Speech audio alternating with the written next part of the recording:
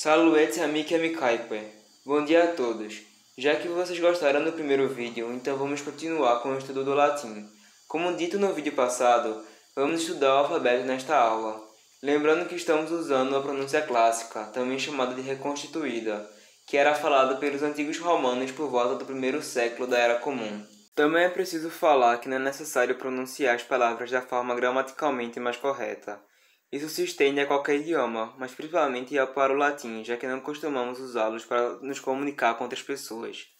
Então não há problema pronunciar com as palavras usando fonemas do seu idioma nativo, mas recomendo a todos que tentem pronunciar da forma mais correta possível, para assim poder imergir mais na língua. Dito isso, preciso lembrar que estou apenas no começo dos meus estudos, então minha pronúncia não é a mais correta. Recomendo para aqueles que quiserem falar corretamente pesquisar em canais como Scorpio Martianos e Metatron. O link de ambos os canais está na descrição. O alfabeto latino clássico possui 23 letras, que são todas as letras que temos atualmente no português, menos algumas que vamos falar futuramente. Também é muito bom que o alfabeto português possui praticamente todos os sons que o latim possui. Assim fica fácil pronunciar, já que não é necessário aprender muitos outros fonemas. Nesse vídeo vamos falar das vogais. Todas elas têm um som igual ao português, menos uma que vamos entender daqui a pouco. As vogais são A, E, I, O, U, I. A letra A pronuncia-se sempre com o som aberto, como no verbo amare, nunca fechado nem anasalado, como na palavra ação. É necessário sempre lembrar que o latim não possui vogal nasalada, que é bastante comum no português antes da letra N. Então não se pronuncia ano, e sim ano. Antes de continuar a ver as outras vogais, é preciso abrir uma vírgula e falar sobre dois acentos muito importantes, o macron e a braquia. Eles servem para indicar a duração de uma vogal. Se uma vogal é longa, ela recebe um acento de macron, e se ela for breve, ela recebe uma braquia. Então a letra A, quando é longa, se pronuncia A, e quando é breve, se pronuncia A. Isso é importante, pois uma palavra pode significar outra coisa se tiver a duração errada. Por exemplo, a palavra malum, que significa maçã, foi confundida com a palavra malum, que significa mal, e por isso temos no consciente coletivo que o fruto do bem do malum é uma malum. Outra coisa a ser ressaltada é que não é porque uma vogal é pronunciada com duração longa que ela é a tônica da palavra. A palavra taque, por exemplo, tem a sílaba tônica, a sílaba tá, mesmo ela sendo breve. A letra I pronuncia-se também igual ao português, como na palavra íncola, que significa habitante. Lembrando que tem o I longo, I, e o I breve, I. Também a letra U se pronuncia igual ao português, como na palavra urbs, que significa cidade. Daí vem a palavra urbano. Assim como todas as vogais têm o longo, U, e o U breve, U. Porém é preciso ressaltar sobre a grafia da letra U. O latim clássico não possui o som da letra V de verde, mas essa letra é o som da vogal U.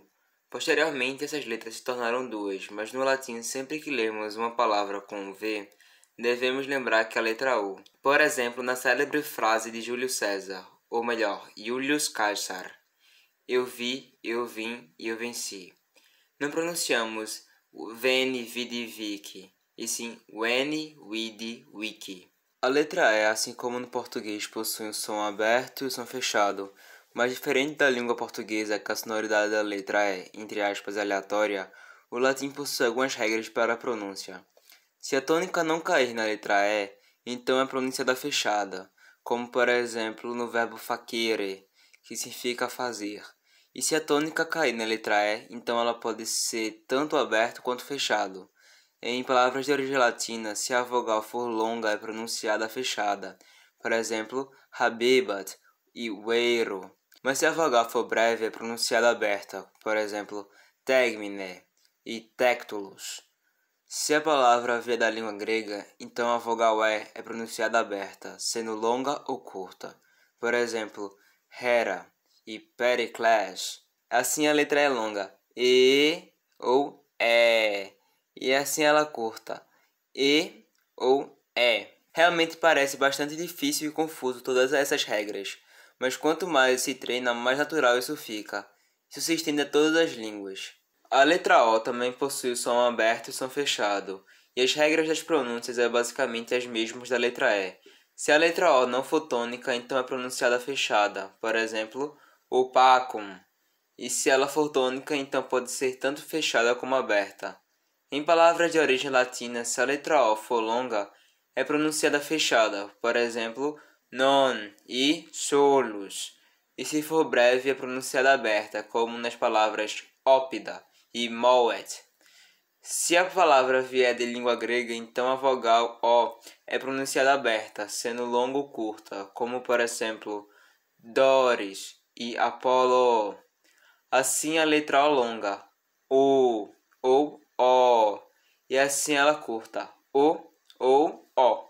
Para finalizar, vamos falar da letra Y. No latim, essa letra só aparece em palavras vindas do grego, então ela não é muito comum de aparecer. A pronúncia dela pode ser um pouco difícil para nós falantes de português, pois não temos esse som na nossa língua. É o som U. Para quem já estudou francês ou alemão pode conhecer esse som. É o mesmo som das palavras francesas tu, la lune e la rue. E em palavras alemãs über, müde e Züge. Uma dica para conseguir fazer esse som é fazer o som da letra I. Você vai perceber que sua boca vai estar aberta como num sorriso. Depois faça o som da letra U. Sua boca estará fazendo um biquinho. Para fazer esse som, faça a letra I enquanto faz o biquinho da letra U. Por exemplo, I, U. Encontramos esse som no latim em palavras como tiranos, de onde vem a palavra tirano em português.